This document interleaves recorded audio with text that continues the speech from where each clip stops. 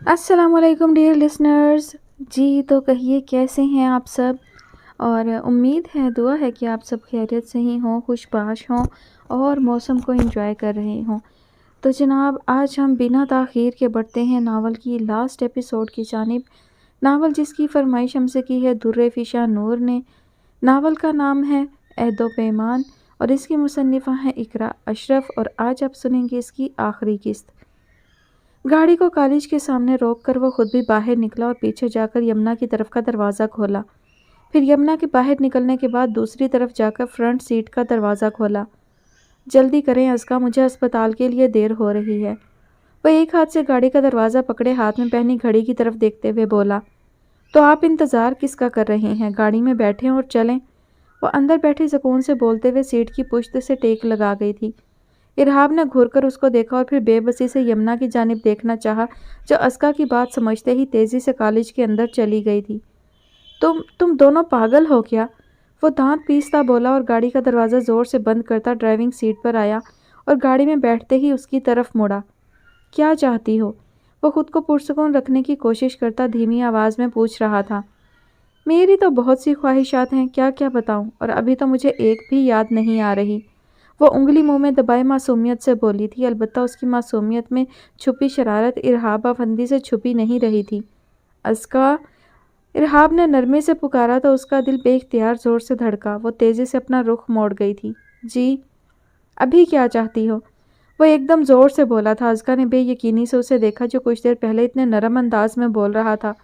پھر اس نے کندھے اچکا دیے اور شانے بے نیازی سے بولی، آپ کا اسپتال دیکھنا ہے مجھے. کیا تمہارا دماغ ٹھیک ہے؟ وہ اس کی فرمائش پر حیران ہوا تھا. جی اس میں حیرت والی کیا بات ہے؟ ویسے میں صہیب چاچو سے اجازت لے چکی ہوں. وہ لاپرواہی سے بولتے ہوئے جان بوجھ کر صہیب افندی کا نام لے گئی تھی تاکہ وہ انکار ہی نہ کر پائے. ارہاب نے اس کی چالاکی پر دانت پیسے اور ایک گہرا سانس لے کر گاڑی سٹارٹ کی اور پھر اسپتال تک کا سفر مکمل خاموشی سے گزرا تھا.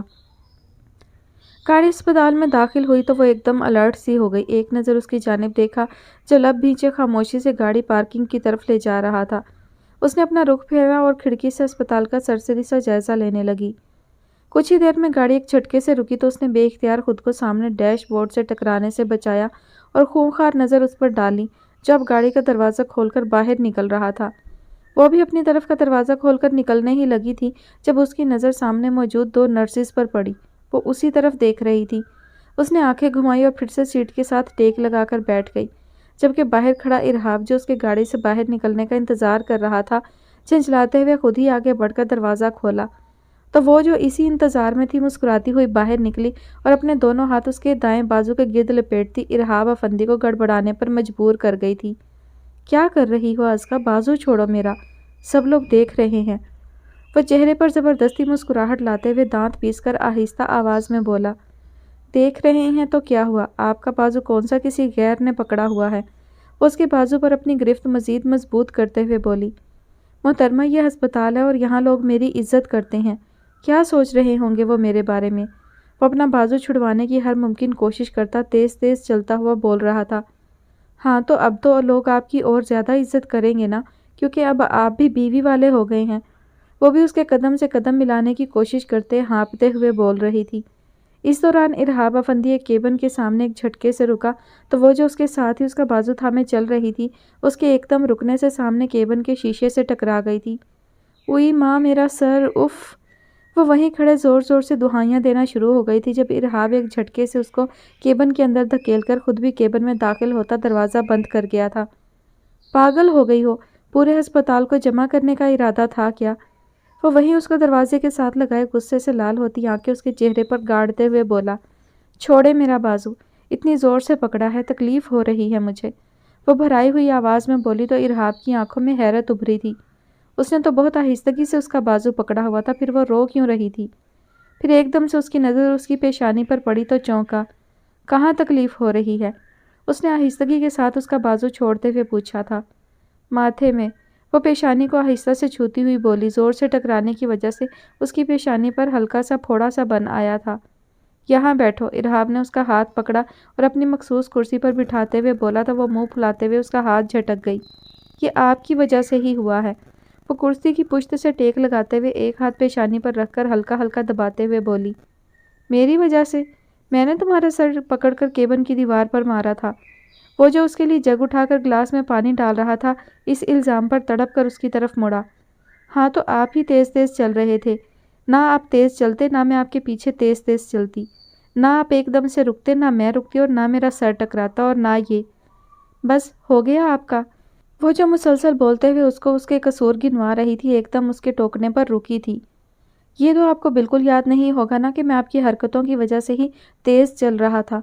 वो पानी का गिलास उसके सामने रखते हुए दूसरी कुर्सी पर बैठते हुए बोला, अब आप मेरा इलाज भी करेंगे या मुझे डांटते ही रहेंगे? वो मुंह बनाते हुए बोलकर पानी पीने लगी। हाँ, मोहतरमा को एक अदद सर्जरी की ज़रूरत भी महसूस हो रही होगी अब तो। वो तंजिया बड़बड़ाते हुए उठने ही वाला था जब किसी ने केबिन के दरवाजे पर दस्तक दी थी। यस कम इन, उसने ऊंची आवाज़ में दस्तक का जवाब देते हुए उसको अपनी मखसूस कुर्सी से उठने का इशारा किया था, जिसको वो सिरे से नज़रअंदाज कर गई थी। सर, वो आपके मरीज़ आपका इंतज़ार कर रहे हैं। नर्स ने अंदर दाखिल होते हुए इरहाब अफंदी की कुर्सी पर इस्तेहकाक से बैठी अज़का मुर्तज़ा को बड़ी बड़ी आंखें खोलकर घूरते हुए इरहाब को इतला दी। ठीक है मिस रुबाब, आप उन्हें एक एक करके अंदर भेजिए। मेज़ पर रखी फ़ाइल की वर्क गर्दानी करते बिना नर्स की तरफ देखे उसने भरपूर संजीदगी से जवाब दिया था। नर्स ने हमेशा की तरह गहरा सांस लिया और मायूसी से सर हिलाती वापस पलट गई। अज़का ने आंखें सिकोड़कर उसकी यह हरकत मुलाहिजा की थी। ये नर्स ठंडी आहें क्यों भर रही थी आपको देखकर? उसने एक हाथ मेज़ पर रखते दूसरे हाथ से इरहाब के हाथों से फ़ाइल छीनते हुए पूछा, तो इरहाब ने उसकी इस हरकत की वजह से एक नागवार नज़र उस पर डाली। सॉरी, अज़का को अपनी गलती का एहसास हुआ तो जल्दी से बोली। इरहाब ने उसके सॉरी को नज़रअंदाज करते हुए दराज से स्टेथोस्कोप निकाला, लेकिन पलक झपकते ही वो स्टेथोस्कोप अज़का के हाथ में जा चुका था। अब सॉरी नहीं करूँगी, क्योंकि अज़का मुर्तज़ा सॉरी सिर्फ उन्हें करती है जिन्हें उसके सॉरी की कदर होती है। वो जताते हुए लहजे में बोलती स्टेथोस्कोप सीधा करती अपने गले में डाल गई थी। इरहाब अफंदी ने उसकी बात पर गौर करते हुए उसके चेहरे की जानिब देखा था। इसी दौरान एक खातून केबिन में दाखिल हुई और उनके पीछे वही नर्स भी दाखिल हुई थी। आइए आइए, अरे घबराएं मत, बैठ जाएं। वो खातून वहीं खड़े कुछ झिझकते हुए उनकी तरफ देख रही थी। जब इरहाब ने हल्की मुस्कुराहट के साथ कहा तो वो भी मुस्कुराते हुए आगे बढ़ीं और अज़का की कुर्सी के साथ रखे स्टूल पर आ बैठीं, जो कि मरीज़ों के लिए ही मखसूस था। डॉक्टर साहिबा, कल रात से मुझे बहुत तेज़ बुखार है। सर में बहुत तेज़ दर्द है। मुझे तो लगता है कि मेरा ब्लड प्रेशर भी बहुत बढ़ा हुआ है। बाकी आप चेक कर लें। वो मरीज़ा तफसील से अपनी हालत बयान कर रही थी। उनका रुख अज़का की जानिब था, जिसका मतलब था कि वो अज़का से मुखातिब हैं। इरहाब ने हैरत से भवें उचकाई। नर्स भी हैरत से उसके गले में लटकते स्टेथोस्कोप को देख रही थी और सोच रही थी कि शायद अस्पताल में कोई नई डॉक्टरनी आई हैं। लेकिन फिर उसकी उम्र को देखते हुए वो एक बार फिर कशमकश में पड़ गई थी। इस सारी सूरत हाल को देखते हुए अज़का ने एक लम्हे को आंखें मींची और जब आंखें खोली तो उसकी आंखों में शरारत चमक रही थी। अज़का, खड़ी हों वहाँ से। और इरहाब ने सूरत हाल संभालने की कोशिश करते हुए उसको अपनी कुर्सी से उठने का कहा, लेकिन उसकी बात पूरी होने से पहले ही वो करख्तगी से बोली थी, ये क्या तरीका है बात करने का मिस्टर इरहाब?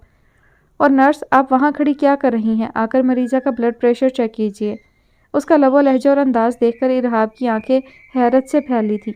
नर्स उसकी बात सुनकर तेज़ी से मरीज़ा की जानिब बढ़ी थी और कुछ देर बाद वो उसको मरीज़ा का बीपी इंतहाई कम होने की इत्तला दे रही थी।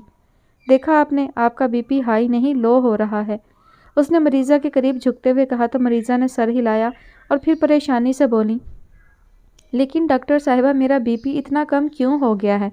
मैं तो अपनी सेहत का बहुत ख्याल रखती हूँ। खाने पीने के मामले में तो बिल्कुल लापरवाही नहीं करती। वो उलझते हुए बोल रही थी। इरहाब ने अज़का की जानिब देखा जैसे कह रहा हो कि अब बताओ। जी, वो तो लग रहा है माशाअल्लाह, वो मुँह ही मुँह में बड़बड़ाई थी। उसकी बड़बड़ाहट पर नर्स ने बाकायदा मुंह पर हाथ रखकर खुद को हंसने से रोका था। इस बात से आपका क्या मतलब है डॉक्टर? वो मरीज़ा बुरा मनाते हुए बोली। डॉक्टर अज़का, मैं क्या कह रहा था कि खामोश हो जाइए, अब मुझे आपकी आवाज़ ना आए मिस्टर इरहाब। मत भूलें कि आप सिर्फ मेरे असिस्टेंट हैं। वह इरहाब की बात काटते हुए तेज़ी से बोली थी, जिस पर इरहाब अफंदी का दिल चाह के अपने साथ बैठी उस आफत की पुड़िया का गला दबा देता, लेकिन वक्त और जगह का लिहाज करते हुए वो पहलू बदल कर रह गया था और इस बार नर्स की आंखें मज़ीद हैरत से फैली थीं। छोड़ें वो सब आंटी, मुझे शक हो रहा है कि आपकी दिल की धड़कन कुछ मसला कर रही है। वो मरीज़ा के करीब हल्का सा झुकते हुए बड़े राजदाराना अंदाज में बोली तो मरीज़ा खातून के चेहरे पर परेशानी की लकीरें उभरी थीं। کیا مطلب ہے آپ کا ڈاکٹر صاحبہ؟ کہیں مجھے دل کی تکلیف تو نہیں؟ وہ خاتون گھبرائے ہوئے انداز میں بولی۔ پریشان نہ ہو، میں بس ابھی چیک کر کے آپ کو بتاتی ہوں۔ وہ اسٹیتھوسکوپ کا ایک سرا مریضہ کے سینے پر لگاتے ہوئے بولی، البتہ باقی کے دونوں سرے اس کے گلے میں لٹک رہے تھے جن کو اس نے کانوں میں لگانے کی زحمت گوارا نہیں کی تھی۔ اوہو نہیں، یہ نہیں ہو سکتا۔ وہ کچھ دیر اسی طرح اسٹیتھوسکوپ اس کے سینے پر رکھنے کے بعد ہٹاتے ہوئے ڈرامائی انداز میں بولی۔ ان خاتون کے چہرے پر ہوائیاں اڑنے لگی تھیں۔ آپ کے دل کی دھڑکن تیز تیز اور تیز، بہت تیز چل رہی ہے۔ وہ ہنوز ڈرامائی انداز میں ہاتھوں سے اشارے کرتی ہوئی بولی تو خاتون نے ایک دم سے دل پر ہاتھ رکھا۔ ازکا نے بمشکل اپنا قہقہا روکا تھا۔ Shut up Azka, just shut up. Arhab Afandi نے ایک جھٹکے سے ازکا سے اسٹیتھوسکوپ چھینتے ہوئے اس کی کرسی پیچھے دھکیلی تھی۔ ازکا کے منہ سے ہنسی کا ایک پھوارا سا نکلا تھا۔ میں معافی چاہتا ہوں خاتون، یہ لڑکی جو بھی کہہ رہی تھی جھوٹ تھا۔ وہ دراصل آج ہی یہ پاگل خانے سے فرار ہو کر یہاں آئی ہے۔ کافی خطرناک ہے، اس کو لینے کے لیے آنے ہی والے ہیں وہ لوگ۔ تب تک ہم کوشش کر رہے تھے کہ اس کی ہر بات مانتے رہیں، ورنہ یہ مزید خطرناک ہو جاتی۔ ارہاب نے کافی تفصیل سے مریضہ کو اس سے متعارف کروایا۔ یہ سن کر مریضہ نے حیرت اور افسوس کے ملے جلے تاثرات کے ساتھ اس کو دیکھا جو ارہاب افندی کے کرائے گئے تعارف کا برا منائے بغیر اپنی شرارت پر دل کھول کر ہنس رہی تھی۔ بیچاری کتنی خوبصورت اور جوان جہان لڑکی ہے، پتہ نہیں کون سا روگ لگا لیا ہے اس نے خود کو۔ وہ خاتون اب اظہار ہمدردی کر رہی تھی، جس پر ارہاب نے اپنے لب کاٹتے ہوئے ہنسی روکی تھی۔ اور کچھ دیر بعد جب وہ مریضہ چلی گئی تو ارہاب نے نرس کو بھی باہر جانے کا اشارہ کیا، جس پر وہ خاموشی سے کندھے اچکاتی باہر چلی گئی۔ ازکا بس کر دو اب، اور کتنا ہنسنا ہے؟ وہ سنجیدگی سے بولتے ہوئے اس کی کرسی کو اپنی طرف گھماتے ہوئے بولا۔ ازکا نے ہنسی روکنے کی کوشش کرتے ہوئے اس کی طرف دیکھا، اور اس کی طرف دیکھتے ہی ایک بار پھر اس کی ہنسی چھوٹی تھی۔ ارہاب جو اسی کو دیکھ رہا تھا اس کو پھر سے ہنستے دیکھ کر خود بھی ہنس دیا۔ وہ جو اس کی شرارت پر اس کو ڈانٹنے کا سوچ رہا تھا اب اسی کے ساتھ مل کر ہنس رہا تھا، اور پھر کافی دیر تک دونوں ایک ساتھ بغیر کسی وجہ کے ہنستے رہے تھے۔ باہر موجود نرس نے کیبن کا دروازہ ہلکا سا کھلا ہونے کی وجہ سے زور زور سے ہنسنے کی آواز سنی اور ہلکا سا اندر جھانک کر ازکا کے ساتھ ساتھ ڈاکٹر ارہاب کو بھی مشکوک نظروں سے دیکھا تھا۔ اس کی نظر سامنے صوفے پر لیٹے وجود پر پڑی تو بے اختیار اس کے منہ سے چیخ نکلی۔ سعیدہ دونوں آنکھوں پر کھیرے کے ٹکڑے رکھے، منہ پر کالے رنگ کا ماسک لگائے صوفے پر لیٹی تھی۔ چیخ کی آواز پر اٹھی تو کھیرے کے ٹکڑے نیچے گرے۔ ازکا بی بی، آپ کو چیخنے کے علاوہ اور کچھ نہیں آتا کیا؟ سعیدہ نے منہ بناتے ہوئے کہا۔ وہ ایک جمپ لگاتے ہوئے اس کے ساتھ آ بیٹھی۔ نہیں، کیونکہ چیخنے کے علاوہ تم نے مجھے کچھ سکھایا ہی نہیں، وہ آنکھیں پٹ پٹاتے ہوئے بولی اور پھر ایک ہاتھ اس کے چہرے پر لگا کر ماسک چیک کرنے لگی۔ ازکا بی بی ہاتھ پیچھے کریں ورنہ میرا ماسک خراب ہو جائے گا۔ سعیدہ اچھلتے ہوئے صوفے سے دور جا کھڑی ہوئی تھی۔ ازکا نے گھورتے ہوئے اس کو دیکھا اور ایک نظر سامنے لگی دیوار پر گھڑی کی طرف ڈالی۔ میں ادھر بور ہو رہی ہوں اور وہ وہاں کالج میں اپنے دوستوں کے ساتھ مزے کر رہی ہوگی۔ وہ بڑبڑاتے ہوئے صوفے کی پشت سے ٹیک لگا گئی۔ تو میں تو یہیں ہوں نا ازکا بی بی، میرے ہوتے ہوئے بھی آپ بور ہو رہی ہیں؟ سعیدہ ایک ہاتھ سے اپنا گال تھپ تھپاتے ہوئے بولی۔ جی ہو رہی ہوں، تمہیں تو اپنے ان ٹوٹکوں سے ہی فرصت نہیں مل رہی، وہ منہ بناتے ہوئے بولی تو سعیدہ نے بھی منہ پھلا لیا۔ ازکا بی بی برا نہ مانیے گا لیکن آپ ہیں بڑی ناشکری ویسے، سارا دن کون آپ کو کمپنی دیتا ہے؟ میں۔ آپ کی شرارتوں کی 30% پلاننگ کون کرتا ہے؟ میں۔ آپ کے حصے کی 20% ڈانٹ کون کھاتا ہے؟ میں۔ ارے ابھی تو آپ نے میری مزید صلاحیتیں نہیں دیکھی ہیں اور ایسے ہی مجھے انڈر ایسٹیمیٹ کر رہی ہیں۔ اور سعیدہ خاتون نے بھلے پہلے کسی پر اپنا ادھار رکھا تھا جو اب رکھتی۔ معاف کر دو بہن، غلطی ہو گئی مجھ سے۔ ازکا نے باقاعدہ ہاتھ جوڑتے ہوئے معافی مانگی تھی، جس پر سعیدہ نے گردن اکڑاتے ہوئے ہاتھ ہلایا۔ اسی وقت لاؤنج کا دروازہ کھلا اور سہیب افندی اور ان کے پیچھے ارہاب افندی داخل ہوا۔ السلام علیکم چاچو، آج آپ جلدی آ گئے، وہ اپنی جگہ سے کھڑے ہوتے ہوئے سلام کرتے ہوئے بولی۔ ارہاب نے ایک نظر اس پر ڈالی اور خاموشی سے سیڑھیوں کی جانب بڑھ گیا۔ جی بیٹا، بس آج کام اتنا زیادہ نہیں تھا تو سوچا گھر جا کر کچھ وقت اپنی بیٹیوں کے ساتھ گزارتے ہیں۔ سہیب افندی دوسرے صوفے پر بیٹھتے ہوئے مسکرا کر بولے تو وہ بھی ہلکا سا مسکرا دی۔ میں آپ کے لیے پانی لے کر آتی ہوں، وہ کھڑے ہوتے ہوئے بولی۔ سعیدہ پہلے ہی منہ پر ماسک لگا ہونے کی وجہ سے لاؤنج سے جا چکی تھی۔ نہیں نہیں بیٹا، اس کی ضرورت نہیں، آپ یہاں بیٹھے، مجھے آپ سے بات کرنی ہے۔ سہیب افندی کے سنجیدہ انداز پر وہ کچھ حیران ہوئی تھی۔ آپ رمیسہ بھابھی سے بات کیوں نہیں کر رہی؟ ان کے سوال پر وہ سٹپٹا گئی تھی۔ کافی دیر سوچنے کے بعد بھی اس سے کوئی جواب نہیں بن پڑا تھا۔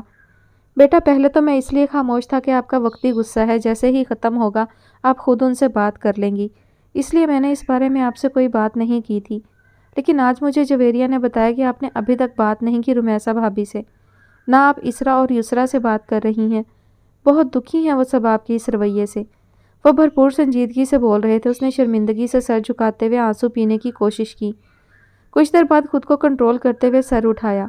سوری چاچو، میں بس غلط فہمی کا شکار ہو گئی تھی اور شرمندہ تھی، اسی لیے بات نہیں کر سکی۔ وہ بولتے بولتے پھر سر جھکا گئی تھی۔ کوئی بات نہیں بیٹا، غلط فہمی کسی کو بھی ہو سکتی ہے، بس غلطی کا احساس ہو جانے پر معافی مانگنے میں دیر نہیں کرنی چاہیے۔ وہ سنجیدگی سے بولتے ہوئے اٹھے اور اس کے سر پر ہاتھ پھیرا تو ازگا کی آنکھ سے ایک آنسو ٹوٹ کر نیچے گرا تھا۔ میں جانتا ہوں کہ مرتضیٰ کی کمی پوری نہیں کر سکتا، لیکن یہ مت سمجھیے گا کہ آپ یتیم ہو گئی ہیں، اور اب یہ آنسو صاف کریں۔ شاباش۔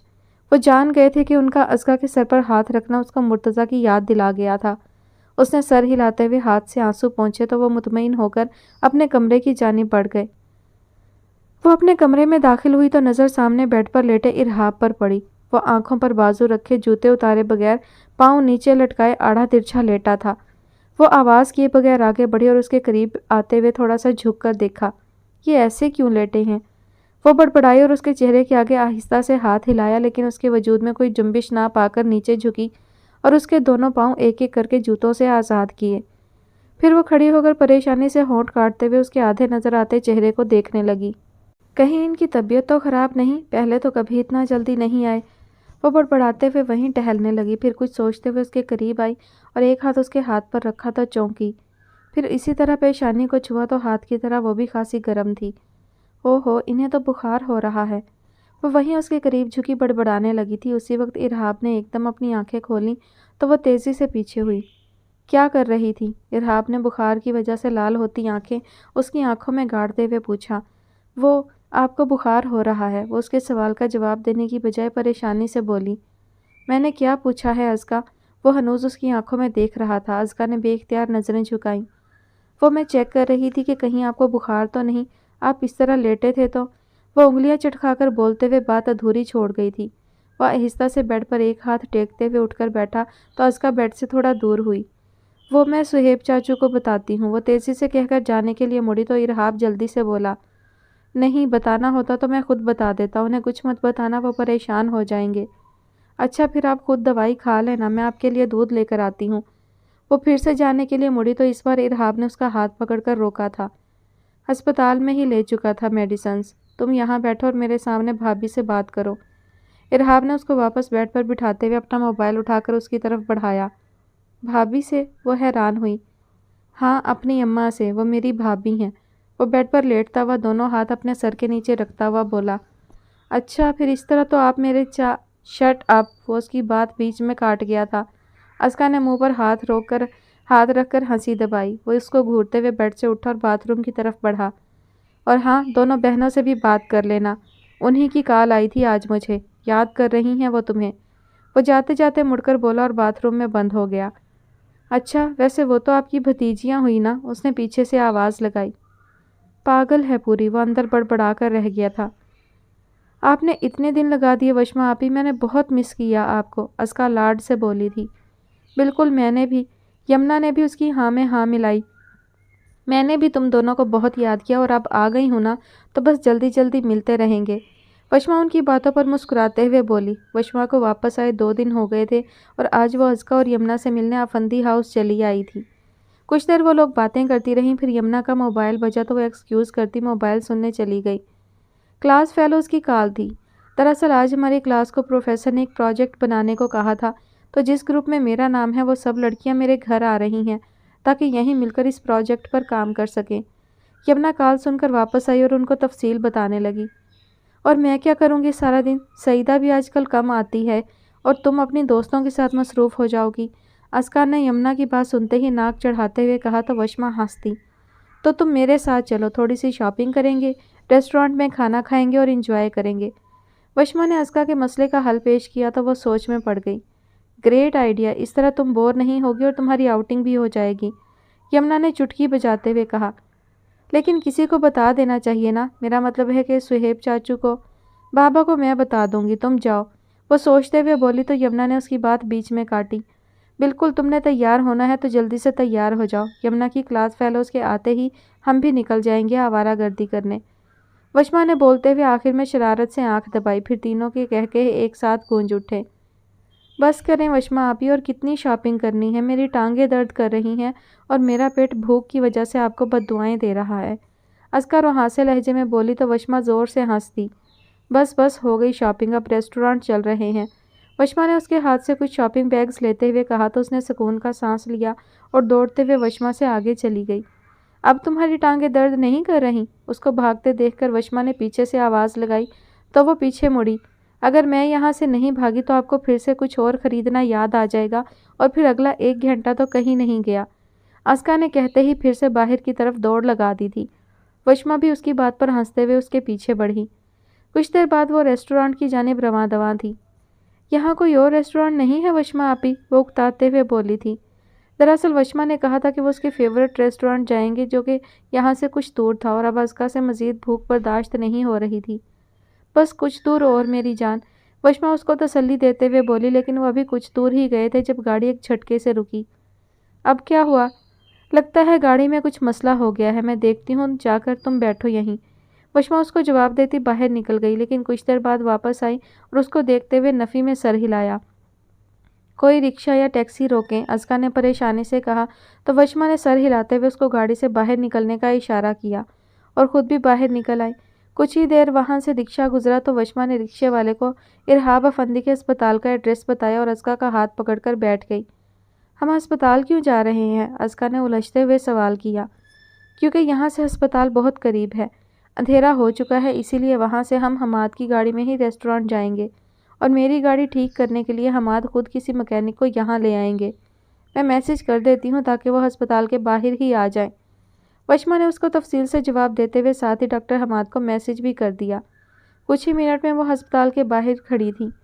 अभी तक हमाद अंकल आए नहीं, यमुना ने पेट पर हाथ रखते हुए कहा। हो सकता है उन्होंने मैसेज ही ना देखा हो, मुझे कॉल कर लेनी चाहिए थी। चलो अब अंदर ही चलते हैं, तुम्हें बहुत ज़्यादा भूख लग रही है, इसीलिए अस्पताल की कैंटीन से ही कुछ मंगवा लेंगे। वशमा बोलते साथ ही उसका हाथ पकड़े अंदर की जानिब बढ़ी थी। डॉक्टर हमाद अपने केबिन में हैं। वो दोनों डॉक्टर हमाद के केबिन के सामने रुकी और एक नर्स से वशमा ने डॉक्टर हमाद के बारे में पूछा। नर्स उसको पहचानते हुए बोली, नहीं मिसिज हमाद, डॉक्टर हमाद काफ़ी देर पहले डॉक्टर इरहाब के केबिन में गए थे। अच्छा, और डॉक्टर इरहाब का केबिन कौन सा है? नर्स के बताने पर वशमा ने इरहाब के केबिन का पूछा तो नर्स के बताने से पहले ही अस्का जल्दी से बोली, मुझे पता है, आए आप। अस्का के कहने पर वशमा नर्स का शुक्रिया अदा करती उसके पीछे आई।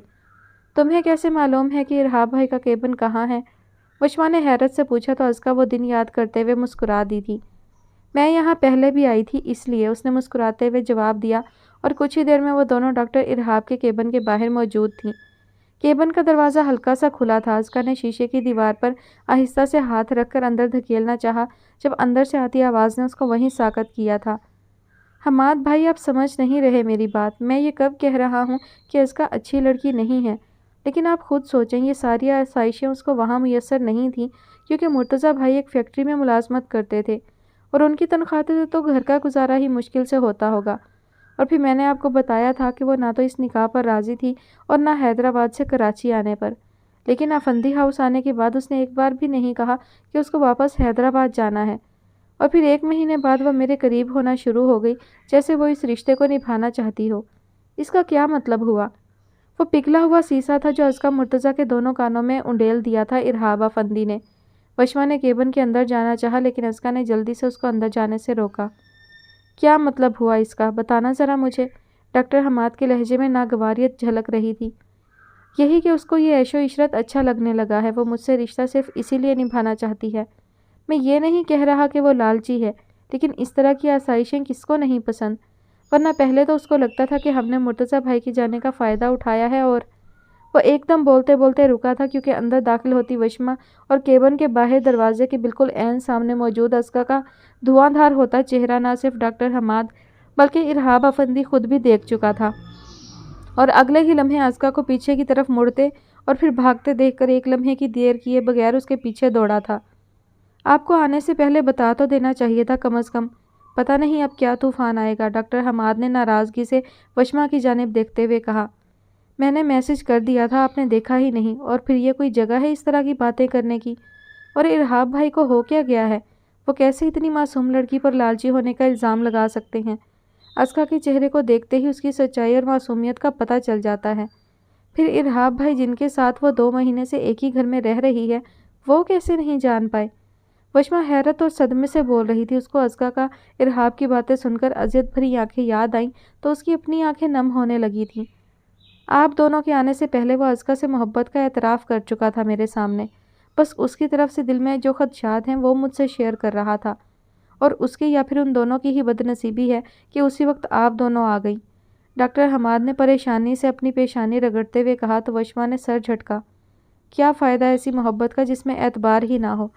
وشما کی بات پر ڈاکٹر حماد گہرا سانس لیتے ہوئے اس کی طرف بڑھے۔ چلیں گھر چلتے ہیں۔ وہ وشما کا ہاتھ پکڑ کر اس کو کھڑا کرتے ہوئے بولے تو وہ بھی سر ہلا گئی۔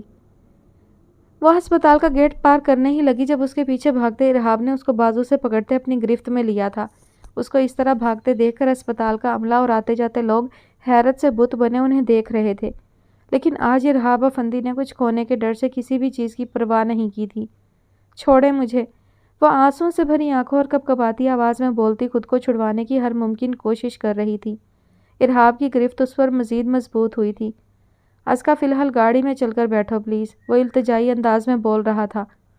مجھے نہیں بیٹھنا آپ کی گاڑی میں، چلی جاؤں گی میں کسی رکشے ٹیکسی میں، وہ بھرائے ہوئے لہجے میں بول رہی تھی۔ پلیز ازکا اس طرح مت کرو، تمہیں نہیں معلوم یہاں کے راستوں کا، اور ہم گھر چل کر بات کرتے ہیں نا، پلیز ابھی گاڑی میں چل کر بیٹھو، وہ منت بھرے انداز میں بولا تو ازکا مزید بفری تھی۔ کیا ابھی کچھ اور بھی رہتا ہے کہنے کو؟ وہ کاٹدار لہجے میں بولی تو ارحاب نے سختی سے اپنے لب بھینچے تھے۔ ازکا اب اگر تم چل کر خود سے نہیں بیٹھی گاڑی میں تو تمہیں اٹھا کر خود گاڑی میں بٹھاؤں گا، پھر اعتراض مت کرنا، وہ اس کو کسی طرح نہ مانتے دیکھ کر وارننگ دینے والے انداز میں بولا تھا۔ ہاتھ چھوڑیں، وہ سپاٹ لہجے میں بولی تو ارحاب نے اپنی گرفت ڈھیلی کی۔ وہ ایک جھٹکے سے اپنے ہاتھ چھڑاتی گاڑی کی جانب بڑھی۔ ارحاب سکون کا سانس خارج کرتے ہوئے تیزی سے اس کے پیچھے گاڑی کی جانب بڑھا۔ گاڑی میں بیٹھ کر اس نے ایک نظر اس پر ڈالی جو سپاٹ چہرہ لیے بالکل سامنے دیکھ رہی تھی۔ بغیر کچھ بولے اس نے گاڑی سٹارٹ کی۔ کچھ دیر بعد افندی ہاؤس پہنچ کر ارحاب نے گاڑی روکی تو وہ تیزی سے اپنی طرف کا دروازہ کھول کر باہر نکلی۔ ارحاب گاڑی میں ہی بیٹھا لب بھینچ کر اس کو دیکھتا رہا۔ وہ تیز تیز چلتے لاؤنج کا دروازہ کھول کر اندر چلی گئی تو ارحاب بھی گاڑی کا دروازہ کھول کر باہر نکلا اور شکستہ چال چلتا اندر کی جانب بڑھا۔ ازکا کو کیا ہوا ہے چاچو؟ وہ جیسے ہی لاؤنج میں داخل ہوا تو یمنا دوڑ کر اس کی طرف آئی تھی۔ وہ چونکا اور ایک نظر اس پر ڈال کر سہیب افندی کو دیکھا جو کچھ ہی فاصلے پر موجود اس کے جواب کے منتظر تھے۔ کچھ کہا اس نے دھیمی آواز میں سر جھکائے پوچھا تو سہیب افندی کی آنکھوں میں دکھ بھرا تاثر ابھرا۔ نہیں، وہ تو آتے ہی اوپر چلی گئی لیکن غصے میں لگ رہی تھی۔ میں نے اسے پوچھنے کی کوشش کی لیکن وہ کوئی جواب دیے بغیر ہی۔ یمنا کی بات پوری ہونے سے پہلے ہی وہ تیزی سے اوپر اپنے کمرے کی جانب گیا تھا۔ یمنا نے پریشانی سے سہیب افندی کی جانب دیکھا جو سر جھکائے سپاٹ چہرہ لیے بیٹھے تھے۔ وہ وہیں کھڑی پریشانی اور الجھن سے سیڑھیوں کو تکنے لگی۔ دروازہ کھلا تھا اور وہ الماری سے اپنے کپڑے نکال رہی تھی۔ ارحاب لب کاٹتے ہوئے پریشانی سے اس کی طرف بڑھا۔ یہ کیا کر رہی ہو؟ وہ جانتا تھا کہ یہ سوال بے تکا ہے لیکن بات شروع کرنے کے لیے اس کو کوئی اور الفاظ نہیں مل رہے تھے۔ اس کی طرف سے کوئی جواب نہیں آیا۔ وہ اپنے کپڑے بیگ میں رکھ رہی تھی۔ ارحاب نے دیکھا کہ وہ صرف حیدرآباد سے لائے جانے والے ڈریسز ہی رکھ رہی تھی، باقی کپڑے وہ ایک طرف پھینک رہی تھی۔ اس کے دل پر گھونسا سا پڑا تھا۔ وہ آگے بڑھا اور اس کے ہاتھ سے بیگ چھینتے ہوئے زبردستی اس کا رخ اپنی جانب کیا۔ ازکا میری بات سنیں۔ اور کیا سننا رہ گیا ہے؟ وہ اس کی بات بیچ میں کاٹ گئی تھی۔ I am sorry. اس کو اپنے بے تکے شک کی وجہ سے اس کا دل دکھانے کے بدلے سوری لفظ بے معنی لگا تھا، لیکن یہی حقیقت تھی کہ وہ واقعی سوری تھا۔ جو بات وہ اتنے سالوں میں نہیں سمجھ پایا تھا وہ ازکا مرتضیٰ کے چہرے پر نظر آتی تکلیف نے اس کو چند لمحوں میں سمجھا دی تھی۔ سوری؟ آپ کیوں سوری کر رہے ہیں؟ غلطی تو ساری میری ہے۔ پہلے میرے مستقبل کو محفوظ بنانے کے چکر میں میرے ماں باپ نے زبردستی مجھے آپ کے سر تھوپ دیا۔ پھر مجھے آپ کے ماضی کا پتہ چل جانے کے باوجود بھی آپ اچھے لگنے لگے کیونکہ میں آپ کے نکاح میں تھی اور آپ میرے محرم تھے۔ اس میں بھی ساری غلطی میری ہی تو تھی۔ مجھے پتہ چلا کہ آپ اپنی اس نام نہاد محبوبہ کی بے وفائی کے بعد مسکرانا بھول گئے ہیں تو میں آپ کی مسکراہٹ واپس لانے کے چکر میں آپ کے سامنے الٹی سیدھی حرکتیں اور شرارتیں کرتی رہی۔ یہ بھی سراسر میری ہی غلطی تھی۔ وشما آپ ہی کے سمجھانے کے بعد اپنی انا کو کچل کے خود آپ کے پاس آپ کے کمرے میں آئی تھی، حالانکہ آپ مجھے اپنے کمرے میں نہ آنے کا کہہ چکے تھے۔ یہ بھی تو میری ہی غلطی تھی نا، اور اپنے محرم شوہر سے محبت کرنے کی غلطی بھی تو میری ہی ہے۔ پھر آپ کیوں سوری کر رہے ہیں؟ سوری تو مجھے کرنا چاہیے نا، لیکن نہیں، میں نے کہا تھا نا کہ سوری صرف انہی سے کرتی ہوں جنہیں میرے سوری کی قدر ہو۔ وہ بولنا شروع ہوئی تو ارہاب افندی پر ایک کے بعد ایک وار کرتی چلی گئی تھی۔ اس کی محبت اس کو اپنی شرارتوں سے تنگ کرنے کی وجہ اور اس کا ماضی بھی جانتی تھی، وہی بے خبر تھا ہر چیز سے۔ یاد تھا تو صرف اس کو اس کا ماضی، زوبیہ کی دولت کی خاطر کی گئی بے وفائی۔ ازکا تم اس کمرے سے کہیں نہیں جاؤ گی، وہ اس کو پھر سے اپنے بیگ کی طرف بڑھتا دیکھ کر بولا۔ میں صرف کمرے سے ہی نہیں، اس گھر سے بھی چلی جاؤں گی اور آپ کو مجھے روکنے کا کوئی حق نہیں ہے، وہ تیز لہجے میں بولی تھی۔ وہ ضدی تھی، یہ بات تو وہ جان چکا تھا۔ تمہیں یہاں روکنے کا حق مجھے نکاح نامے پر دستخط کرتے ہی مل گیا تھا۔ وہ جانتا تھا کہ ابھی اس کی معافی تلافی سے وہ کسی صورت نہیں مانے گی، اس لیے دوسرا طریقہ اپنایا۔ ہاں لیکن تب تو آپ کو یہ نہیں پتا ہوگا نا کہ میں لالچی بھی ہوں، وہ کاٹدار لہجے میں بولی تو ارہاب نے ایک جھٹکے سے اس کو قریب کیا تھا۔ ازکا کا ایک ہاتھ بے اختیار اس کے سینے پر جا ٹھہرا تھا، اس کے ہاتھ کے نیچے ارہاب افندی کا دل دھڑک رہا تھا، دوسرا ہاتھ ارہاب کے ہاتھ میں قید تھا۔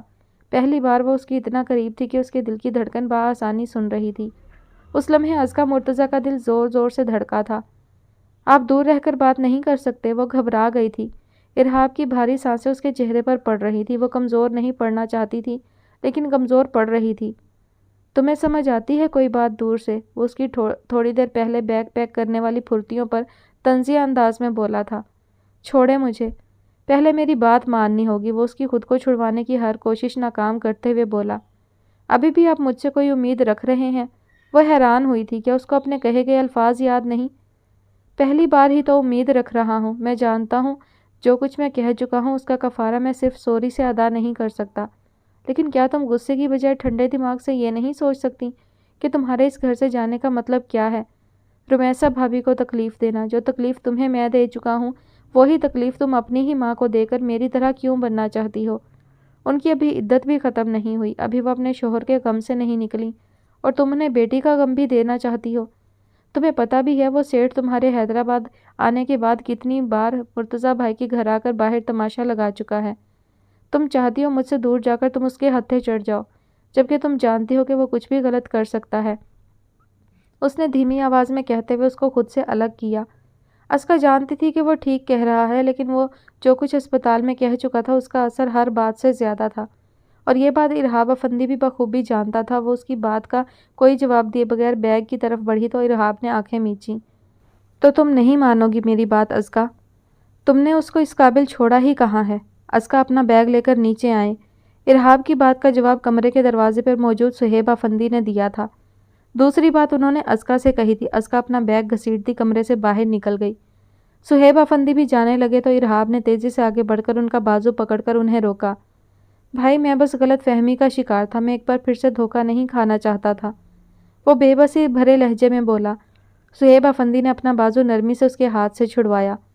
تم سمجھدار انسان ہو ارہاب، عام لڑکوں کی طرح جذباتی اور جلد باز نہیں تھے تم، پھر بھی اتنی بڑی غلطی کیسے کر دی تم نے؟ تم چھوٹے بچے تو نہیں ہو کہ تم ایک معصوم بچی کو نہیں پرکھ پائے اتنے دنوں میں؟ ان کے لہجے میں دکھ بول رہا تھا۔ میں جانتا ہوں اور مانتا بھی ہوں کہ مجھ سے غلطی ہوئی ہے، لیکن یہ غلطی اتنی بڑی تو نہیں کہ سدھاری نہ جا سکے۔ وہ ایک بار پھر ان کا ہاتھ پکڑ گیا تھا۔ وہ 35 سالہ مرد صہیب افندی کو اس وقت بالکل بچہ لگ رہا تھا، وہ بچہ جو کچھ کھونے کے ڈر سے بے چین ہو۔ اب کیا چاہتے ہو ارہاب؟ انہوں نے سنجیدگی سے مختصر سوال کیا۔ جانتے تھے وہ شرمندہ ہے، اب مزید اس کو شرمندہ کرنا انہیں کسی طور مناسب نہ لگا۔ موقع، اس نے ایک لفظی جواب دیا۔ ٹھیک ہے، رمیسا بھابھی کی عدت میں 2 مہینے رہتے ہیں اور تمہارے پاس صرف یہی 2 مہینے ہیں۔ اس کو احساس دلاؤ کہ تم کس ڈر کا شکار تھے، اس کو مناؤ۔ اگر پھر بھی وہ تمہارے ساتھ رہنے کو راضی نہیں ہوتی تو تم خاموشی سے پیچھے ہٹ جاؤ گے ارہاب۔ وہ اپنی بات مکمل کر کے باہر کی جانب بڑھے۔ ارہاب نے گہرا سانس لیا، وہ جانتا تھا کہ اب کسی بھی طرح صہیب افندی ازکا کو روک لیں گے۔ تم نے اس کی خودداری اور انا پر ضرب لگائی ہے ارہاب، اب احتیاط کرنا۔ وہ جاتے جاتے رکے اور مڑے بغیر بولے تو ارہاب نے سر جھکا دیا۔ ان کے جانے کے بعد اس نے منہ پر ہاتھ پھیر کر ایک نظر الماری اور بیڈ کی جانب دوڑائی، जहाँ अज़का के ड्रेसेस बिखरे पड़े थे। वो एक लंबा सांस खारिज करता उन कपड़ों के ऊपर ही बेड पर ढह गया था। पिछले 2 दिनों से वो उसके सामने नहीं आई थी। खाना भी अपने और यमुना के मुश्तरका कमरे में ही खा रही थी। वो नहीं जानता था कि क्या कहकर सुहेब अफंदी ने उसको अफंदी हाउस में रुकने का कहा था। बहरहाल वो रुक गई थी और यही बात इरहाब अफंदी को अपने हक में जाती दिखाई दे रही थी। उसको यकीन था कि वो मुकर्ररा वक्त से पहले ही उसको मना लेगा, लेकिन कैसे, ये उसने फ़िलहाल नहीं सोचा था। वो तो उसको अपने करीब भी नहीं फटकने दे रही थी। जैसे ही उसके घर जाने का वक्त होता वो कमरे में बंद हो जाती और फिर अगले दिन उसके अस्पताल जाने के बाद ही कमरे से बाहर निकलती। इरहाब अफंदी को अपना आप छोटा लगने लगता था। उसको अंदर ही अंदर ये गिल्ट खा रहा था कि इतनी छोटी सी बात पर उसने अज़का का दिल दुखाया था, उसकी खुददारी पर शक किया था। यही वजह थी कि वो उसके पीछे उसके कमरे में नहीं जा पाता था। लेकिन आज वो ये सोच चुका था कि वो उसका सामना ज़रूर करेगा, उससे माफ़ी मांग कर उसको मना लेगा। लेकिन इस वक्त वो बेहद झंझलाया था जब डॉक्टर हमाद ने उसको एक लिफाफा आकर थमाया। ये क्या है हमाद भाई? उसने लिफाफे को उलट पलट कर देखा। खोलो और देखो। डॉक्टर हमाद ने कंधे उचकाए।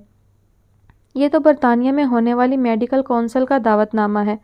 वो कुछ हैरान होते हुए बोला था, क्योंकि उस लिफाफे पर वाज़ेह अंदाज में ना सिर्फ उसके अस्पताल का नाम दर्ज था, बल्कि उसका अपना नाम और उसके नीचे उसको खुसूसी तौर पर उस काउंसिल में शमूलियत की दावत दी गई थी। बिल्कुल, यह हमारी खुशकिस्मती है कि पूरे मुल्क के अस्पतालों में सिर्फ हमारे अस्पताल को ये दावतनामा मौसूल हुआ है। मेरा ख्याल है कि तुम्हें जाना चाहिए इरहाब, क्योंकि वहाँ दुनिया भर के काबिल डॉक्टर्स आने वाले हैं। ये मेडिकल काउंसिल हमारे अस्पताल के लिए बेहद फ़ायदेमंद साबित होगी। डॉक्टर हमाद उसको सोचता देखकर बोले तो वो परेशानी से उन्हें देखने लगा। आप जानते तो हैं सब कुछ, फिर आप ही बताएं इन हालात में किस तरह जा सकता हूँ? आप चले जाएं हमाद भाई। वो लिफाफा मेज़ पर रखते हुए बोला तो डॉक्टर हमाद ने नफ़ी में सर हिलाया। इस अस्पताल के असल मालिक तुम हो इरहाब, और उन्होंने खासकर तुम्हें दावत दी है। यह हमारे अस्पताल के मुस्तकबिल का सवाल है और तुम्हें वहाँ ज़्यादा से ज़्यादा 1 हफ़्ता ही लगेगा। वो जानता था कि डॉक्टर हमाद ठीक कह रहे हैं, इसलिए उनकी बात पर खामोश हो गया था। और रात को घर आकर उसने सुहेब अफंदी को अपने लंदन जाने का बताया तो उन्होंने भी उसको वही मशवरा दिया जो डॉक्टर हमाद का था। दूसरे दिन वो अपने जाने का इंतज़ाम करने के बाद बेदिली से अपनी पैकिंग करने लगा। इस दौरान एक बार भी अज़का उसके सामने नहीं आई थी। वो नहीं जानता था कि अज़का को उसके जाने का इल्म है या नहीं। फिर वो दिल में उसको एक नज़र देखने की कसक लिए ही लंदन के लिए उड़ान भर गया था। यमुना ने उसको इरहाब के जाने का बताया तो वो सपाट चेहरा लिए खामोश रही। उस वाक़े के बाद वो ऐसे ही खामोश हो गई थी जैसे अफंदी हाउस आने के बाद शुरू के दिनों में खामोश रहती थी। आज भी यमुना से इरहाब के जाने का सुनकर वो चंद लम्हे खामोश रही और फिर वहाँ से उठकर कमरे में चली आई। कमरे में दाखिल होकर उसने तेज़ी से दरवाज़ा लॉक किया और दरवाजे के साथ टेक लगाकर बैठती चली गई। आंखें खुद ब खुद भर आई थीं। आपके लिए हर लड़की ज़ूबिया है, आपकी बीवी भी। पिछले 1 माह से मैं आपके साथ एक ही छत तले रह रही थी। आपके सामने खुली किताब ही तो थी, फिर भी आप मुझे जान नहीं पाए। वो बोलते बोलते फूट फूट कर रो दी थी। वो जो अब तक खुद पर बहादुरी का खोल चढ़ाए हुए थी, वो एक छनाके से टूट गया था। वो खुलकर रो रही थी। पापा देखें, जिस घर को आप अपनी खुददारी की वजह से छोड़कर गए थे, आज उसी घर में आपकी बेटी की खुददारी पर भी शक किया गया।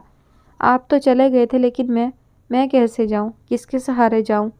आप ही तो सौंप गए थे मुझे इनके हाथ। काश आप ये ख्वाहिश ना करते बाबा, तो आज मैं यहाँ टूटे दिल के साथ रहने पर मजबूर ना होती। वो अब बिलक रही थी और बाहर मौजूद सुहेब अफंदी नम आंखें लिए वापस पलट गए थे। वाट? वो तकरीबन चीख ही पड़ा था। आज उसकी पाकिस्तान वापसी की फ़्लाइट थी और इस वक्त वो पैकिंग कर रहा था जब होटल के मैनेजर ने आकर इतला दी थी कि लंदन शहर में कोरोना केसेस ज़्यादा होने के बायस 8 हफ्तों के लिए लंदन के कुछ इलाकों में लॉकडाउन लगा दिया गया है। उसका दिमाग यकदम सुन्न हुआ था। कुछ देर बाद उसने सुहेब अफंदी को फ़ोन पर सारी सूरत हाल से आगाह किया तो वो उसको तसल्लियाँ देने लगे। वो बेचैन हो उठा था। पहले ही वो यहाँ दिन गिन गिन कर गुजार रहा था और अब पूरे 2 महीने के लिए रुकना पड़ रहा था। दिन इसी तरह गुजरते रहे। उसका सारा वक्त होटल के कमरे या टेरेस में गुजरता था। होटल से बाहर जाने की इजाज़त नहीं थी और ना उसका कहीं जाने का दिल करता। इस दौरान उसकी तकरीबन रोज़ ही फ़ोन पर सुहेब अफंदी से बात होती। यमुना और जवेरिया अफंदी से भी 2-3 दिन के वक्फे से बात हो जाती थी। जवेरिया अफंदी के रवैये से वो जान गया था कि उन्हें अफंदी हाउस में होने वाली सारी सूरत हाल का इल्म था। वो पहले तो परेशान हो गया था, लेकिन रुमैसा बेगम से एक बार बात करके उसने अल्लाह का शुक्र अदा किया कि उन्हें किसी चीज़ की खबर नहीं थी। वो पुरसकून हो गया था। बस अब अज़का मुर्तज़ा को मनाना था और उसका बस नहीं चल रहा था کہ پر لگا کر افندی ہاؤس پہنچ جاتا۔ رمیسہ بیگم کی عدت ختم ہو چکی تھی۔ سہیب افندی نے انہیں اور جویریہ افندی کو حیدرآباد لینے جانا تھا۔ پہلے تو ازکا نے بھی جانے کا ارادہ کیا، لیکن پھر یمنا کے اصرار پر اس کو رکنا پڑ گیا تھا۔ یمنا کے پیپرز ہو رہے تھے، اسی لیے وہ حیدرآباد نہیں جا سکتی تھی۔ آج کی رات گزارنا ازکا کے لیے مشکل ہو رہا تھا۔ اس نے ایک نظر یمنا کو دیکھا جو گہری نیند میں تھی۔ پھر اس نے گھڑی پر نظر دوڑائی تو 2 بج رہے تھے۔ وہ گہری سانس لیتے ہوئے نیم دراز ہو کر بیڈ گراؤنڈ سے ٹیک لگا گئی۔ اماں کو کس طرح میں حیدرآباد واپس جانے کے لیے مناؤں گی؟ وہ تو اس آسرے پر ہیں کہ میں یہاں خوش ہوں، اور میں یہاں پچھلے 2 مہینے سے سہیب چاچو کی دلائی گئی تسلی پر رہ رہی ہوں، اور وہ وہاں لندن میں مزے کر رہے ہوں گے۔ اس کی سوچوں کا رخ ارہاب افندی کی طرف ہوا تو ایک بار پھر سے وہی بدگمانی دل و دماغ میں آ گئی جو پچھلے تقریباً 2 مہینے سے دل و دماغ پر حاوی تھی۔ جب یمنا نے اس کو ارہاب کے نہ آنے کی وجہ سے آگاہ کیا تو وہ سر جھٹک کر رہ گئی تھی۔ لاک ڈاؤن بھی صرف وہیں لگنا تھا جہاں وہ رکے ہیں۔ بے وقوف نہیں ہوں میں، اچھی طرح جانتی ہوں کہ یہ مجھ سے جان چھڑوانے کا صرف ایک بہانہ ہے، لیکن خیر مجھے کیا، میں نے بس اماں کی عدت ختم ہونے تک سہیب چاچو سے یہاں رکنے کا وعدہ کیا تھا۔ وہ ماتھے پر بل ڈالے یمنا کی بات کا جواب دیے بغیر ارہاب افندی سے دل ہی دل میں مزید بدگمان ہوئی تھی۔ البتہ جانے کے خیال سے اس کے چہرے پر تکلیف بھرے تاثرات ضرور ابھرے تھے جن کو وہ بہت مہارت سے چھپا گئی تھی۔ سوچتے سوچتے بیڈ گراؤنڈ سے ٹیک لگائے وہیں سو گئی۔ وہ لاک ڈاؤن مقررہ وقت سے 1 ہفتہ پہلے ہی ختم ہونے پر پہلی فلائٹ لے کر پاکستان آیا تھا۔ ٹیکسی افندی ہاؤس کے گیٹ پر آ کر رکی تھی۔ وہ تیزی سے باہر نکلا اور ٹیکسی والے کو اس کا کرایہ دے کر آگے بڑھا۔ گیٹ ہلکا سا بجانے پر اندر موجود چوکیدار نے اونچی آواز میں پوچھا تو ارہاب نے اسے گیٹ کھولنے کا کہا۔ چوکیدار کے گیٹ کھولنے کے بعد گھر میں داخل ہوتے ہی اس نے گہری سانس لی اور اپنا سوٹ کیس دھکیلتا ہوا لاؤنج میں داخل ہوا۔ پورے گھر کی ڈپلیکیٹ چابیاں اس کے اور سہیب افندی کے پاس ہمہ وقت موجود رہتی تھیں۔ اس نے بیگ لاؤنج میں ہی رکھا اور بے چینی سے یمنا کے کمرے کی طرف بڑھا۔ وہ جانتا تھا کہ وہ دشمن جاں بھی وہیں ہوگی۔ اس نے یمنا کے کمرے کا لاک کھول کر دروازہ اندر کی طرف دھکیلا اور دبے پاؤں اندر داخل ہوا۔ سامنے ہی وہ بیڈ گراؤنڈ سے ٹیک لگائے نیند کی وادیوں میں گم تھی۔ بیڈ کی دوسری جانب یمنا دوسری طرف کروٹ لیے گہری نیند میں تھی۔ اس نے سکون کا سانس لیا اور اس کے قریب آیا جو بیٹھے بیٹھے ہی سو گئی تھی۔ ایک ہاتھ بیڈ پر اور دوسرا پیٹ پر دھرا تھا، چہرے پر بلا کی معصومیت تھی۔ وہ چند لمحے اس کے چہرے کو پلکے جھپکے بنا دیکھتا رہا، پھر ایک فیصلہ کرتے ہوئے کمرے سے باہر نکلا اور کچھ دیر بعد وہ پھر سے ازکا اور یمنا کے کمرے میں موجود تھا۔ وہ ازکا کے پاس آیا اور اس کی طرف جھکا اور تھوڑی دیر بعد وہ اس کو اپنی مضبوط باہوں میں تھامے سیڑھیاں چڑھ رہا تھا۔ وہ ہلکا سا کسمسائی تو ارہاب وہیں رک گیا۔ پھر اس کو پرسکون ہوتے دیکھ کر وہ دوبارہ کمرے کی جانب بڑھا۔ کمرے کا دروازہ وہ پہلے ہی کھول چکا تھا۔ کمرے میں داخل ہو کر وہ بیڈ کی جانب بڑھا اور آرام سے اس کو وہاں لٹاتے ہوئے سیدھا ہوا۔ پھر اس کے چہرے پر آئے بال ایک ہاتھ سے اس کے کانوں کے پیچھے اڑستے ہوئے اس کی پیشانی پر اپنے لب رکھے۔ وہ پھر سے کسمسائی تو ارہاب تیزی سے سیدھا ہوا تھا۔ وہ دوسری طرف کروٹ بدل گئی تو وہ دھیرے سے مسکرا دیا۔ پھر اس کو بے چینی سے سمٹا ہوا دیکھ کر اس پر کمبل پھیلایا۔ وہ پھر سے پرسکون ہو گئی تھی۔ ارہاب ایک گہری سانس خارج کرتا باتھ روم کا رخ کر گیا۔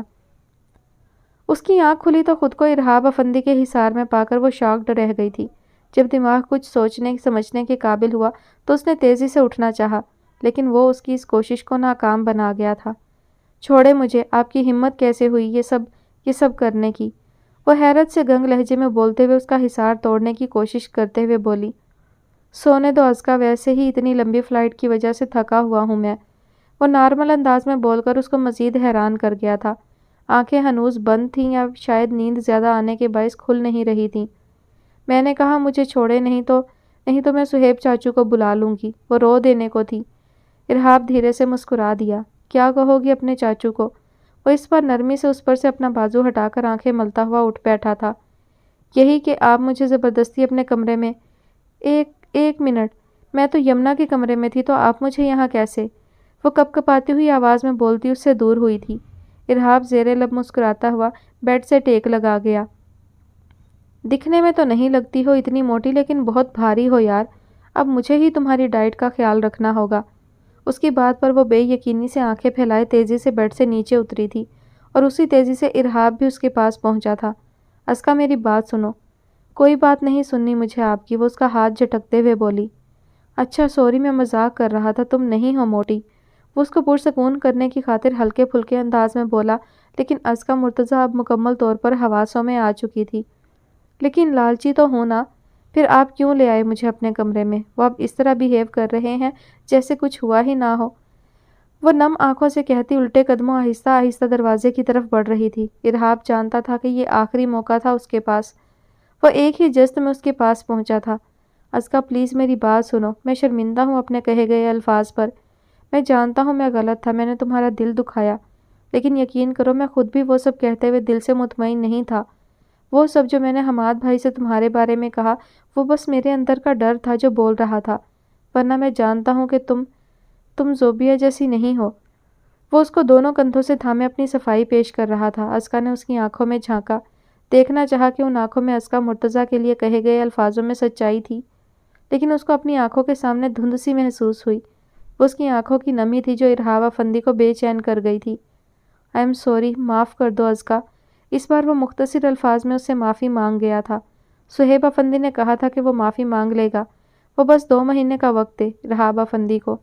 وہ رک گئی تھی، لیکن ارہاب افندی کی معافی کے آسرے پر نہیں، بلکہ اس کی آنکھوں میں اپنے لیے وہی جذبات دیکھنے کی آس میں جو اس کے اپنے دل میں ارہاب افندی کے لیے پنپ رہے تھے۔ وہ جانتی تھی کہ ایسا نہیں ہوگا اور وہ اس آس کو لیے واپس حیدرآباد چلی جائے گی، اور آج ازکا مرتضیٰ پہلے اس کے معافی مانگنے پر ہاری تھی اور پھر اس کی آنکھوں میں اپنا عکس دیکھ کر ساکت ہوئی تھی۔ ازکا! اس کے پکارنے پر وہ ایک دم ہوش میں آئی تھی، پھر دھیمے سے اس کے دونوں ہاتھ اپنے کندھے سے ہٹائے۔ زوبیہ جیسی نہیں ہوں آپ کے لیے؟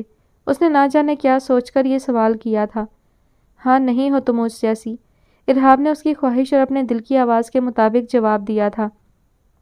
وہ کیا تھی آپ کے لیے؟ اس نے ارہاب افندی کی آنکھوں میں دیکھتے ہوئے سوال کیا تھا۔ غلط فہمی۔ اس کا جواب مختصر تھا۔ ازکا الجھی تھی۔ اور میں کیا ہوں آپ کے لیے؟ وہ ہنوز اس کی آنکھوں میں دیکھ رہی تھی۔ حقیقت۔ ارہاب نے پرسکون انداز میں اس بار بھی ایک لفظی جواب دیا تھا۔ اس کے جواب نے ایک بار پھر اس کو الجھایا۔ آپ کیا چاہتے ہیں؟ اس کے سوال پر ارہاب کھل کر مسکرایا تھا، پھر اس کے قریب ہوتے ہوئے اس کی طرف ہلکا سا جھکا تھا۔ تمہارا ساتھ زندگی بھر کے لیے، میرے مرنے کے بعد تمہاری مرضی۔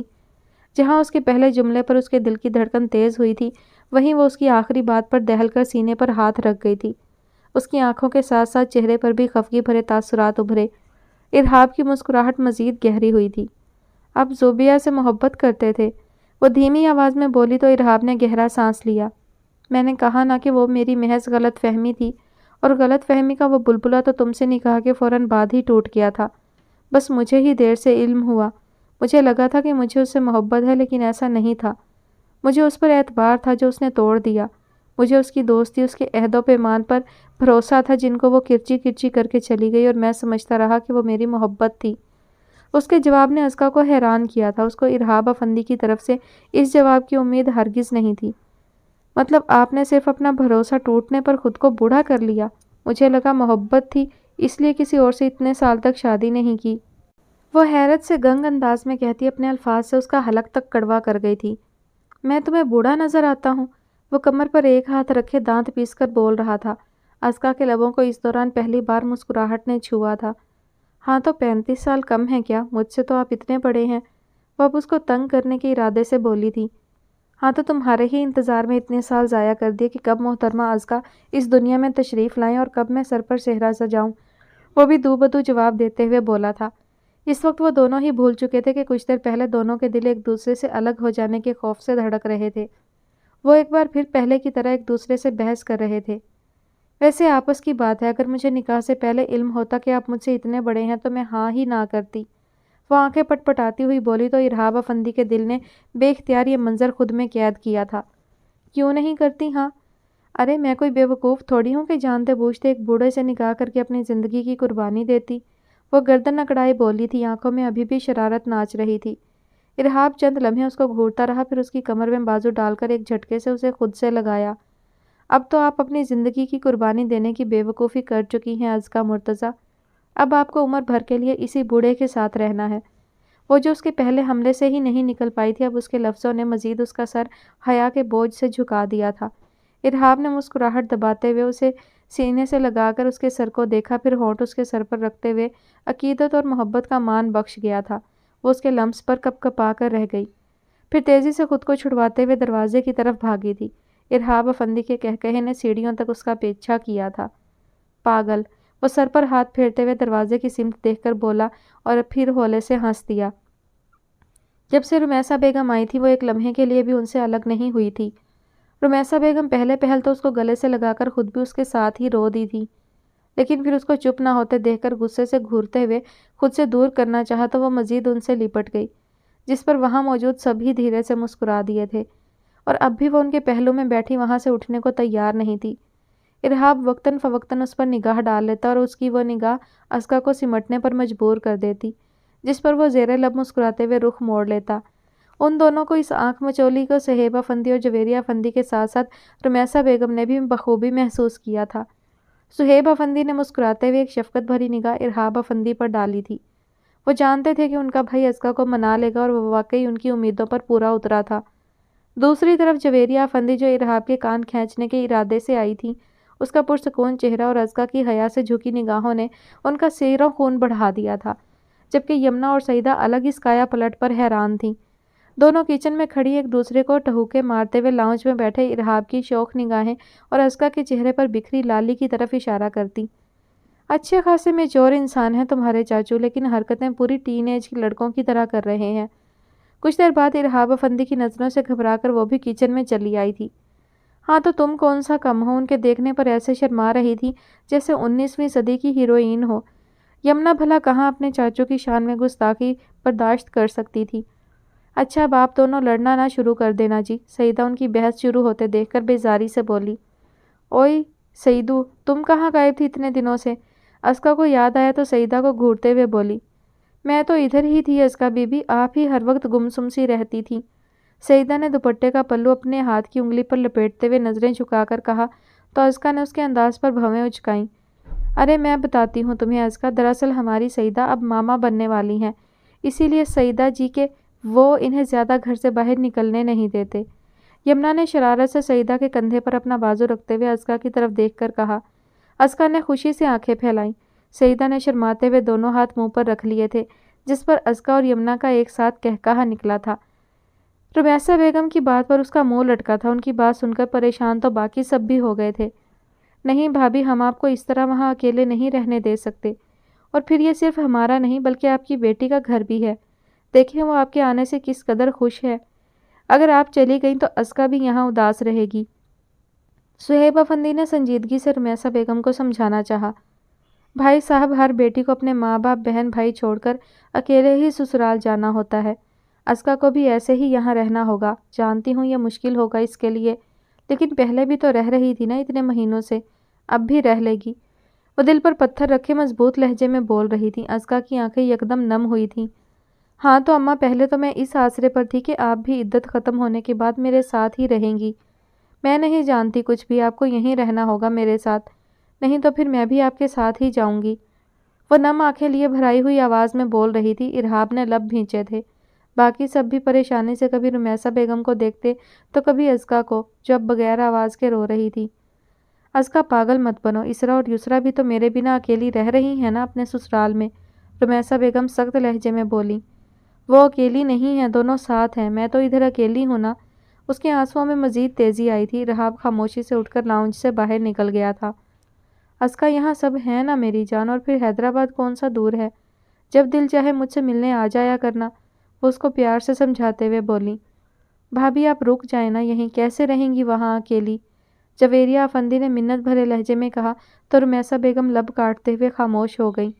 وہ نہیں چاہتی تھی کہ بیٹی کے سسرال میں رہیں، اسی لیے انہوں نے ارحاب اور ازکا کے ولیمے کے بعد جانے کا فیصلہ کر لیا تھا، لیکن ازکا کے آنسو اور جویریہ افندی اور باقی سب کے خلوص بھرے اصرار نے انہیں اپنے فیصلے پر برقرار نہیں رہنے دیا تھا۔ بالآخر انہوں نے یہاں رہنے کی رضامندی دی تو ازکا کے ساتھ ساتھ باقی سب کا چہرہ بھی کھل اٹھا تھا، اور پھر اسی شام سب کی باہمی رضامندی سے 2 دن بعد ولیمے کی تقریب رکھی گئی تھی۔ جویریہ افندی وشما کو خود جا کر ولیمے کی دعوت دے کر آئی تھیں، جبکہ اسرا اور یسرا کو بھی ان کے سسرال سمیت ولیمے میں آنے کی دعوت دی گئی تھی۔ اس رات ازکا ضد کر کے رمیسا بیگم کے پاس ہی رہ گئی تھی۔ دوسرے دن اس کا ارحاب سے سامنا ہوا تو وہ ایک نظر اس پر ڈال کر سنجیدگی سے اپنے کمرے کی جانب بڑھ گیا تھا، اور پھر اگلے 2 دن تک وہ اسی طرح اس کے رویے سے پریشان رہی تھی، اور اسی وجہ سے اس نے ایک بار بھی اپنے کمرے کا رخ نہیں کیا تھا۔ رمیسا بیگم نے لاکھ سمجھایا، لیکن وہ بس ولیمے تک اپنے ساتھ رکنے دیں کہہ کر انہیں منا لیتی۔ بالآخر ولیمے کا دن آیا تو دوپہر میں ہی وشما اور یمنا اس کو لے کر پارلر چلی گئی تھی۔ جب وشما اور یمنا نے اس کو دلہن کے روپ میں دیکھا تو کچھ لمحے پلکیں جھپک کے بنا دیکھتی رہ گئی تھی۔ نکاح سادگی سے ہونے کی وجہ سے اس کو ولیمے کے دن جویریہ افندی نے مکمل روایتی دلہن بنانے کی تلقین کی تھی۔ مکمل لال رنگ کے لہنگے میں اس کی گوری رنگت دمک رہی تھی۔ اس نے بیوٹیشین کو بارہا کم سے کم میک اپ کرنے کی تلقین کی، لیکن وہ وشما کے کہنے پر کان لپیٹے خاموشی سے اپنا کام کرتی رہی تھی، اور اب جب ازکا نے خود کو آئینے میں دیکھا تو دنگ رہ گئی تھی۔ کچھ دیر بعد ڈاکٹر حماد انہیں پارلر سے پک کرنے آئے تھے۔ شادی ہال پہنچ کر اس کو ڈریسنگ روم کی جانب لے جایا گیا تھا۔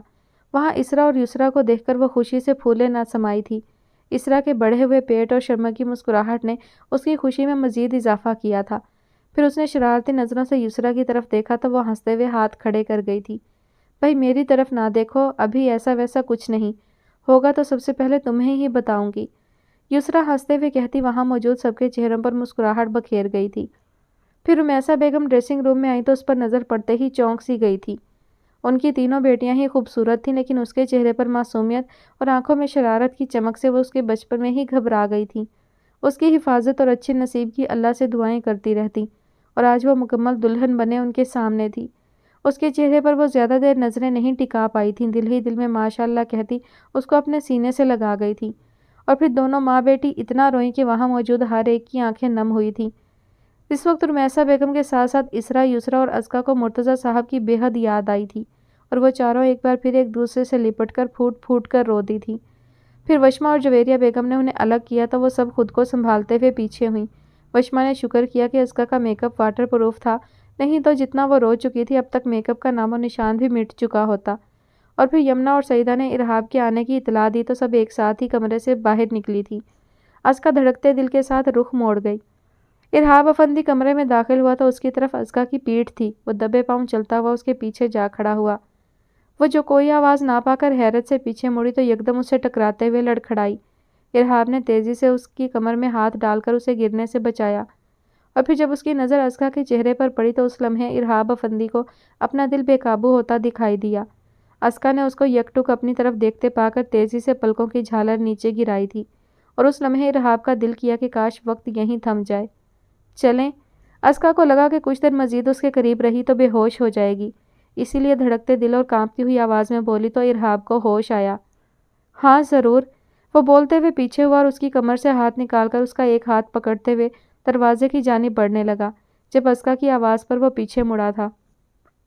ناراض کیوں ہے مجھ سے؟ ارہاب نے پلٹ کر اس کی آنکھوں میں جھانکا تھا۔ میں کون ہوں تمہارا؟ اس کے سوال نے ازکا کو حیران کیا تھا۔ شوہر؟ وہ اس کے خوبصورت سراپے سے نظریں ہٹاتے ہوئے بول کر سر جھکا گئی تھی۔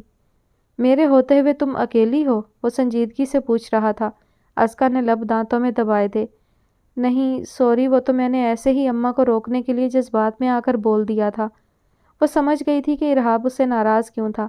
ارہاب نے تیز نظروں سے گھورا تو اس نے سر اٹھایا۔ دیکھیں ڈاکٹر کھڑوس، مجھے ایسے روب سے نہ دیکھیں، نہیں تو ابھی سہیب چاچو کو بلا لوں گی میں۔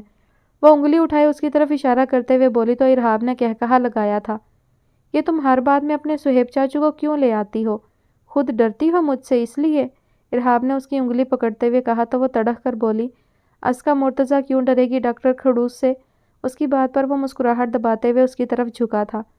ازکا ارہاب تو ڈرے گی نا اپنے شوہر ارہاب افندی سے؟ وہ اس کے قریب ہو کر بولتے ہوئے اس کی آنکھوں میں جھانکا تو وہ سٹ پٹاتے ہوئے پیچھے ہوئی تھی۔ چلیں اب۔ گہری گہری سانسیں لیتی خود کو نارمل کرتے ہوئے بولی تو ارہاب نے بمشکل اس کی نتھ پر سے نظریں ہٹاتے ہوئے اس کا ہاتھ مضبوطی سے تھامتا ڈریسنگ روم سے باہر نکلا۔ کچھ دیر بعد وہ اسٹیج پر بیٹھے سب کی مبارکبادیں وصول کر رہے تھے۔ ہارون اور حمزہ نے اسٹیج پر آ کر ازکا کے سر پر ہاتھ رکھتے ہوئے اس کو دعائیں دی تھیں اور ارہاب افندی کو مزاحیہ انداز میں باور کروایا تھا کہ ازکا کے بھائی ابھی زندہ ہیں، جس پر ارہاب نے کہکہا لگاتے ہوئے اس بات میں سر ہلایا۔ ارہاب جانتا تھا کہ وہ دونوں خلوص سے کہہ رہے ہیں۔ ازکا نے نم ہوتی آنکھیں تیزی سے نیچے جھکائی تھی۔ ارہاب نے نامحسوس انداز میں اس کا ہاتھ پکڑ کر ہلکا سا دبا کر اسے اپنے ہونے کا احساس دلایا تو وہ نم آنکھوں سے مسکرا دی۔ بس بھائی بہت ہو گئی باتیں، اب ہم وہ ساری رسمیں کریں گے جو شادی پر ہوتی ہیں۔ سعیدہ اونچی آواز میں بولتی ہوئی آگے آئی اور اس کے پیچھے ہی دودھ کا گلاس لیے اسرا، یسرا اور یمنا آئی تھی۔ بھائی یہ دودھ پلائی کی رسم تو بارات والے دن ہوتی ہے اور آج تو ولیمہ ہے، ہارون نے شرارتاً کہا تو اسرا نے اس کو آنکھیں دکھائی تھیں۔ بارات کا فنکشن تو ہوا نہیں تھا، اسی لیے ہم آج ہی ساری رسمیں پوری کریں گے، یسرا نے کہا تو باقی سب نے بھی اس کی ہاں میں ہاں ملائی تھی۔ رسمیں نہ کہیں بھابھی، یہ کہیں کہ آپ سب نے آج مختلف طریقوں سے ارہاب بھائی کو لوٹنے کا ارادہ کیا ہوا ہے۔ ہارون اپنی عادت سے مجبور شرارتاً بولا تو یسرا نے شکایتی نظروں سے حمزہ کی جانب دیکھا۔ حمزہ نے گڑبڑا کر ہارون کو گھورا، جس پر وہ کانوں کو ہاتھ لگاتے ہوئے سوری کرتا مسکراہٹ دبا گیا۔ ویسے سنا ہے یہ رسم سالیاں کرتی ہیں، تم دونوں کس خوشی میں یہاں بیٹھی ہو؟ یمنا اور سعیدہ کو گھورتے ہوئے ارہاب نے اپنا والٹ نکالا تھا۔ ابھی ہم لڑکی کی طرف سے ہیں، سعیدہ اور یمنا نے دانت نکالتے ہوئے ہتھیلی ارہاب کے سامنے پھیلائی تھی۔ ارہاب نے ان دونوں کو نظر انداز کرتے ہوئے والٹ یسرا کے ہاتھ میں رکھا تو یمنا اور سعیدہ کا منہ بنا تھا۔ تم دونوں نے ابھی اور رسمیں بھی کرنی ہیں، یہ رسم تو سالیوں کی ہوتی ہے۔ وہ مسکراہٹ دبائے بولا تو سعیدہ اور یمنا منہ پھلا کر وہاں سے اٹھی تھی، جس پر سب ہنس دیے تھے، اور پھر ان دونوں نے واقعی ارہاب سے اچھی خاصی رقم کا چیک لیے بغیر اس کو کمرے میں داخل نہیں ہونے دیا تھا۔ ارہاب کمرے میں داخل ہوا تو اس کو بیڈ پر سر جھکائے بیٹھے دیکھ کر دلکشی سے مسکرا دیا تھا۔ پھر اس کے سامنے بیٹھ کر اس کی پلکوں کو دیکھا جو لرز رہی تھیں۔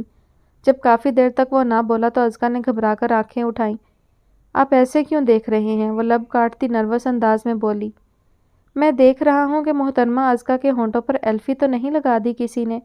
وہ اس کے گہرے لال رنگ کے لپسٹک لگے ہونٹوں پر نظریں جمائے اس کے پچھلے کئی گھنٹوں کی خاموشی پر چوٹ کرتے ہوئے بولا تو دھڑکتے دل کے ساتھ وہ پھر سے نظریں جھکا گئی۔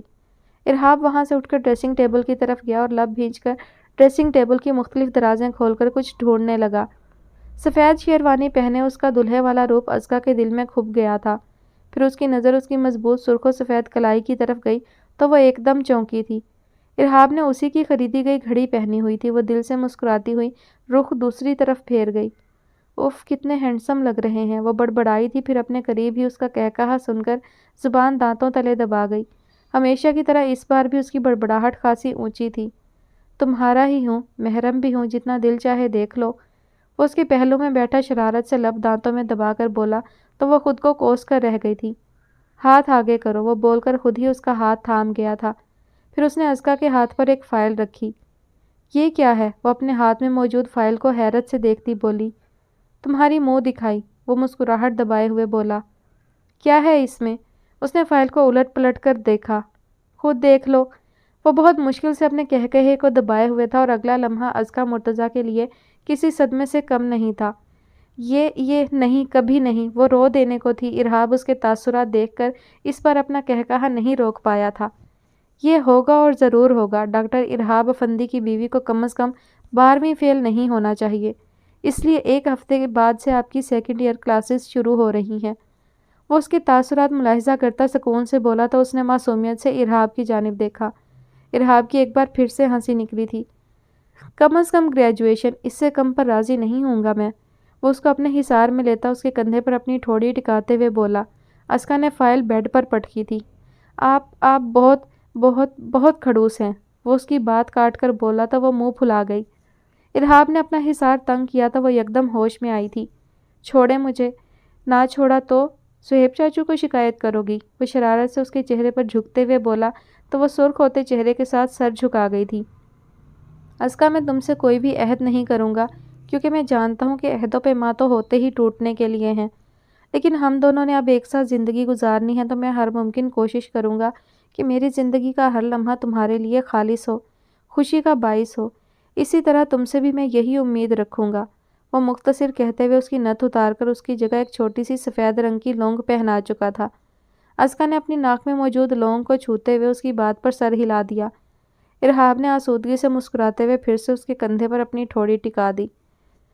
ختم شد۔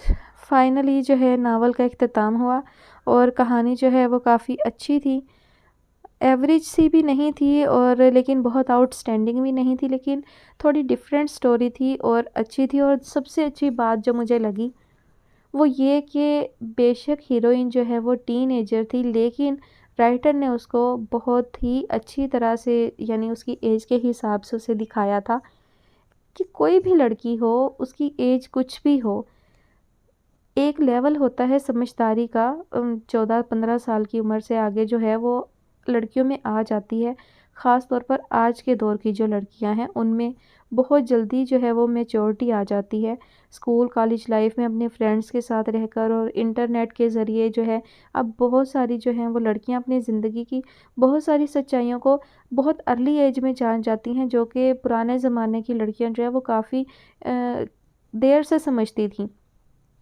تو اب آپ اگر لڑکیوں کو اتنا معصوم اور اتنا چھوٹے بچوں جیسا بیہیویئر دکھائیں گے تو وہ جو ہے قابل قبول نہیں ہوگا۔ تو اس کہانی میں مجھے رائٹر کی یہی بات اچھی لگی کہ اس کا جو کردار تھا ازکیٰ کا وہ بہت ہی اچھا دکھایا کہ وہ تھی شرارتی سی اور اس میں بچپنا بھی تھا، لیکن جب اس کی شادی ہو گئی اس نے اس رشتے کو سمجھا، اس کی اہمیت کو بھی سمجھا، اور وہ ایک نیچرلی جو ہوتا ہے نا جذبات جو آ جاتے ہیں انسان کے اندر، جذبات جاگ جاتے ہیں اس کے، تو وہ بھی اس رشتے میں بندھنے کے بعد اس نے اس سے محسوس کیا ان جذبات کو، اور اس نے پھر اس رشتے کو فوراً سے قبول بھی کر لیا۔